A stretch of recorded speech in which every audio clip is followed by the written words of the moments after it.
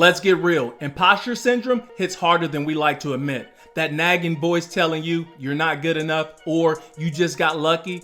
It isn't just wrong, it's holding you back. The truth is you're not alone. Even the most successful people have felt like they're one misstep away from being found out. This week, we're tackling those doubts head on. It's time to recognize your achievements, own your journey, and shut down that inner critic for good. You've earned the seat at the table. Now it's about believing that you belong there. Speaking of belonging, check out this week's thought leader. She rose from a resident aide to an executive vice president of sales for a major senior living organization. She believes in possessing a growth mindset and advocates for disability inclusion. She also embraces a people-oriented approach and prioritizes collaboration, communication, and empowerment. I'll say this, if you haven't listened yet, then do that right now. Let's silence the doubt and build confidence to shine. Let's get into it, hustlers. My name is Jessie Welden. Professionally, I am a senior living sales enthusiast. I love this industry. I've been in it for about 20 years. And on a personal level, I'm a mom. I am a disability rights advocate. I am a nature enthusiast and a lifelong learner. I was inspired to choose the senior living path by my grandparents. I was lucky to grow up next to them my entire childhood up to when I went to college, and they were my rocks. I certainly wouldn't be where I am without their presence in my life. And at 18, I started working as a nurse's aide in an assisted living, and I absolutely loved it.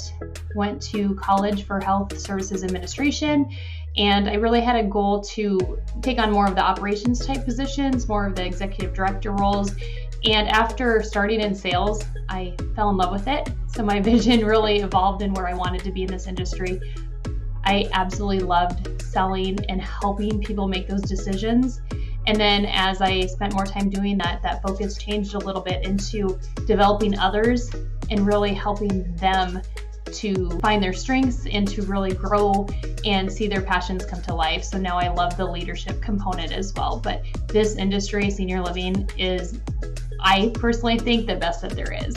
I would define professional success in a couple ways. First and foremost, it is meeting the expectations of your role. That's a given. Anytime you're in a position where you're working somewhere, you have to meet those expectations of the job.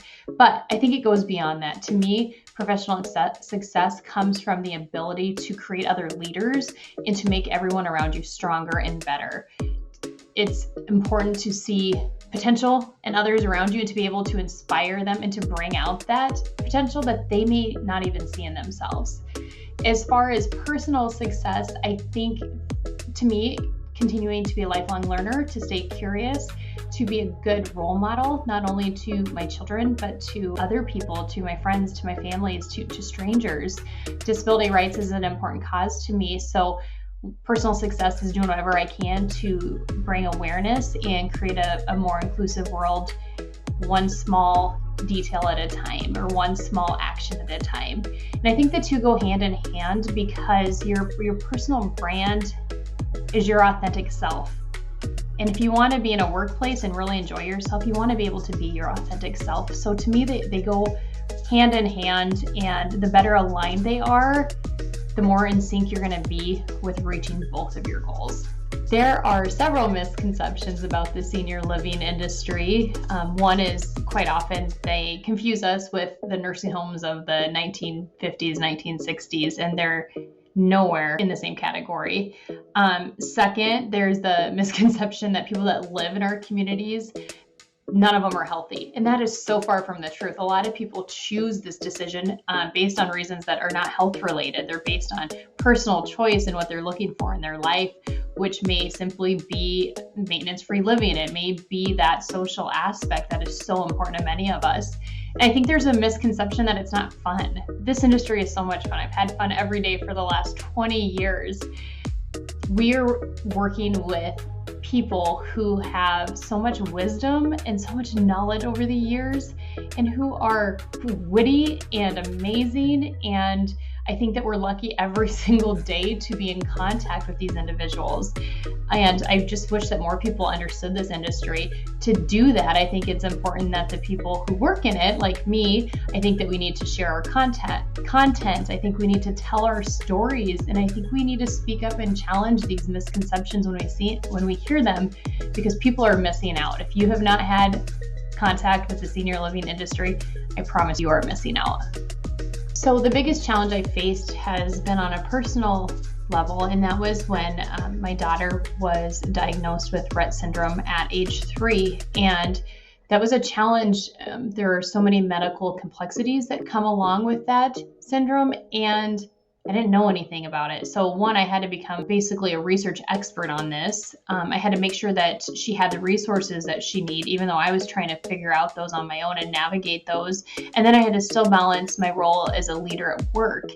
And I think that as challenging as that really made me the leader that I am today, I think it taught me time management in a way that I never would have gotten to without that. I'm telling you, I can balance my time better than a lot of people now, only because I don't have another choice. I need to be able to be present in both parts of my life, my personal and my professional.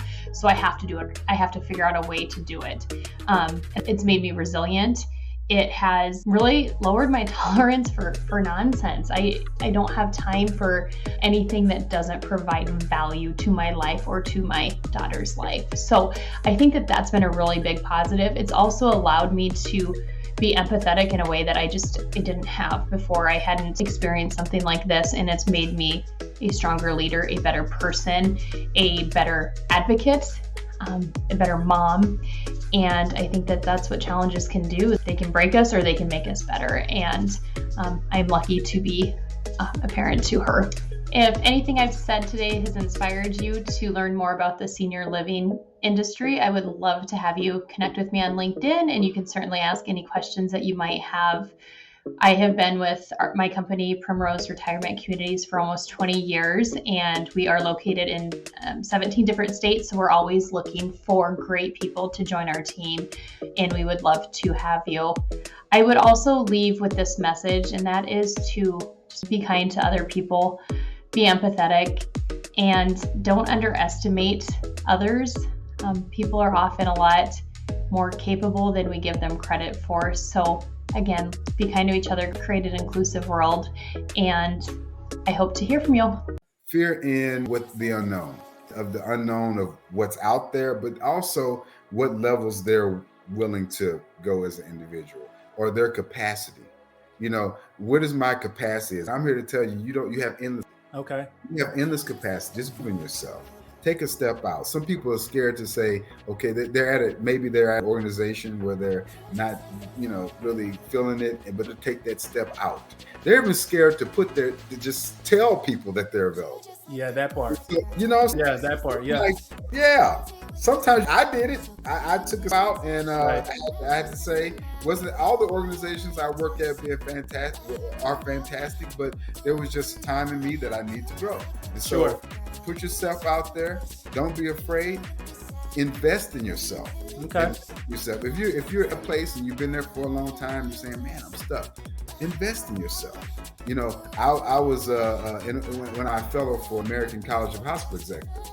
That was investing in myself. That showed me that I had some knowledge that I had not known about healthcare. It rounded me more as a professional. It actually made me better for this job because I was at the other job that I was at. And I was like, how can I? Let's talk about that little voice that's in your head, that one that tells you you're not good enough or you don't belong here. Yeah, that voice. It's time to show it to the door. Here's the deal. That inner critic is not the truth. It's just fear in disguise, and fear loves to keep us playing small. But today, I'm sharing 3 steps to quiet the negativity and build the confidence that you need to own your greatness. Step 1, challenge the lies. When that voice tells you you're not ready, take a moment to list your wins. What have you accomplished? What hard work has got you here? Write it down. Send it on paper. It's a game changer. Step 2, speak to yourself like you would your best friend. You wouldn't tell them you're a fraud, right? You hype them up, remind them of their talents, and push them to go for it. So why not do that for yourself? Step 3, take action, even if it's messy. Confidence isn't built by thinking about what you can do. It's built by doing it. The more you push past the fear, the quieter that critic becomes. Here's the truth. You belong in every room that you step into. You put in the work, earn the stripes, and you're capable of more than you give yourself credit for. So the next time that voice tries to hold you back, remember this: you're in control. Confidence isn't about perfection. It's about showing up, flaws and all, and knowing you're enough. You got this. Start today, shutting down that critic, hyping yourself up, and taking one bold step forward. Confidence is built daily, and trust me, you're building something absolutely amazing. Let's get it, hustlers. Let me tell you a story about Taylor. Taylor was like so many of us, smart and hardworking, but constantly battling a silent enemy, self-doubt. Taylor's dream had always been to lead projects that made a real impact. But every time an opportunity came up, that inner voice would creep in. You're not ready. Someone else deserves this more than you. It was loud, persistent, and unrelenting. One day, a senior manager approached Taylor with a huge opportunity, a chance to lead a high-profile team. The initial excitement quickly turned into fear. What if I mess this up? What if they realize I'm not as good as they think? But this time, Taylor decided to try something different. Instead of running from the fear, they faced it head-on. Taylor started small. Each night, they wrote down one thing they did well that day, no matter how small it seemed. Over time, the list grew, and something unexpected happened. Taylor started seeing proof of their own capabilities right there in black and white. When it came time to lead that big project, Taylor still felt nervous. But this time, they had a plan. They prepared like never before, leaned on their support system for advice, and kept reminding themselves, "You've earned this." The project wasn't perfect. No project ever is. But it was a success, and more importantly, Taylor proved to themselves that they could rise to the occasion. Today, Taylor is thriving in their career, but the most significant change isn't their title or accolades, it's their mindset. They learned that believing in yourself isn't about waiting until you're fearless. It's about moving forward, despite the fear, and trusting in your ability to figure things out along the way.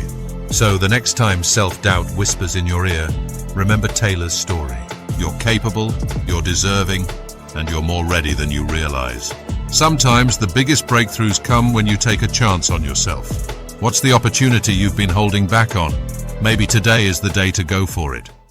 We've all got that voice in our head, the one that questions, doubts, and second-guesses every move we make. It's like carrying around a critic who never takes a break. But what if I told you that voice doesn't have to define you? This week's challenge is all about rewriting your inner narrative. It's time to take the pen back and create a story where you're the hero, not the doubter. Here's how you start. Every day this week, take 5 minutes to write down 3 things you know you've done well. Maybe you nailed a presentation, helped a coworker, or just got through a tough day with your head held high. It doesn't have to be huge. It just has to be real. Next, let's flip the script on negative self-talk. When you catch yourself thinking, "I'm not good enough," challenge it. Replace it with, "I'm learning and I'm growing every day." Say it out loud if you have to. Yes, even in the mirror. At first, it might feel a little strange, but trust me, it works.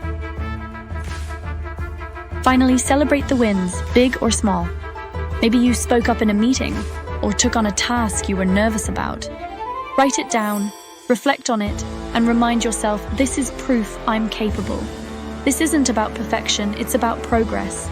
Changing your inner narrative takes time, but every small step chips away at the doubts and builds something stronger in its place. You've been listening to that critical voice for long enough. This week, give the empowering voice a chance. Write your story and make it one where you win. You've got this. Welcome to Health Hustle Chronicles, where the grind meets growth in the world of healthcare. This ain't your typical podcast. I'm here to shine light on the talent that's out there hustling every day, introduce you to coaches who can level up your game, and break down exactly how you can climb the ladder in this industry. Whether you're just stepping in or already in the trenches, I'm going to give you the real deal on how to elevate beyond the road and claim what's yours. I'm talking about unlocking opportunities that seem hidden, finding leadership when it feels like no one's got your back, and building a roadmap to success even when the path ain't clear. From time management to battling self-doubt, lack of mentorship, to the struggle of getting noticed. I get it. I've been there. And I'm going to bring you that hustle mindset in every episode so you can take that next step towards career growth and wealth. If you're ready to go beyond surviving and start thriving in healthcare, then this podcast is for you. It's time to hustle harder, grow smarter, and elevate together. Let's get it, hustlers.